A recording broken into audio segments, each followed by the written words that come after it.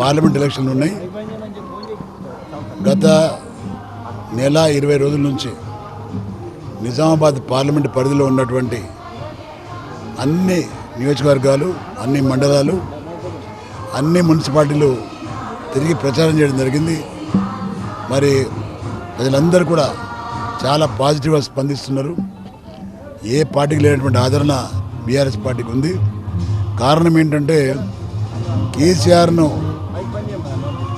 ఓడిపడగల కారణం ఏంటంటే కాంగ్రెస్ పార్టీ ఇచ్చిన 6 గ్యారెంటీలు మోసం గ్యారెంటీలని ప్రజలు అర్థం చేసుకున్నారు. కాబట్టి 5 నెలలు గడుస్తున్నా ఒక్క గ్యారెంటీ కూడా అమలు చేయకుండా ప్రజల్ని అవమానపరిచిండ్రు, ప్రజల్ని మోసం చేశారు. కాబట్టి కాంగ్రెస్ పార్టీ వాళ్ళు ప్రజల ఆగ్రహంతో ఉన్నారు.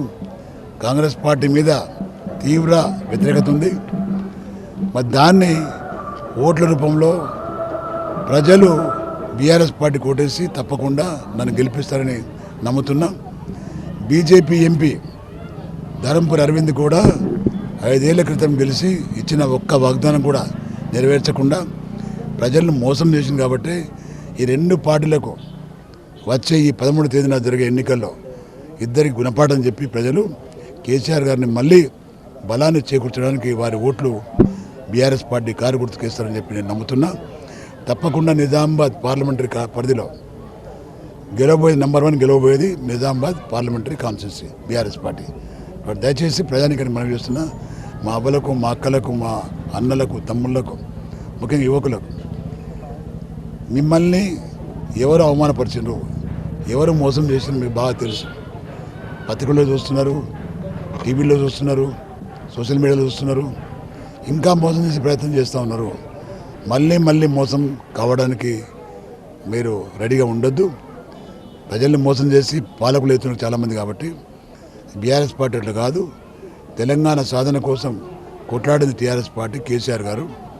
తెలంగాణ సాధించిన తర్వాత కూడా తెలంగాణను దేశంలో నంబర్ 1గా తీర్చిదిద్దింది కూడా కేసీఆర్ గారు. కాబట్టి మళ్ళీ ప్రజలు బాధపడుతూ ఉన్నారు, అనవసరంగా కేసీఆర్ని దూరం చేసుకున్నామని.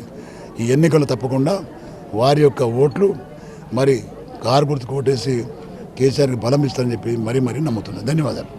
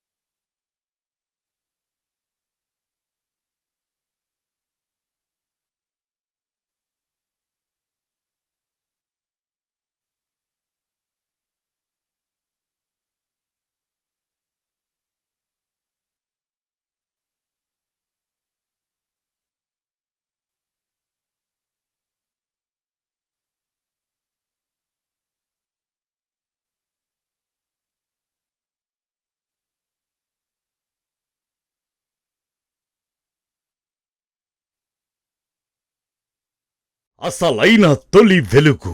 ఫాలో వాట్సాప్ @తొలి వెలుగు official.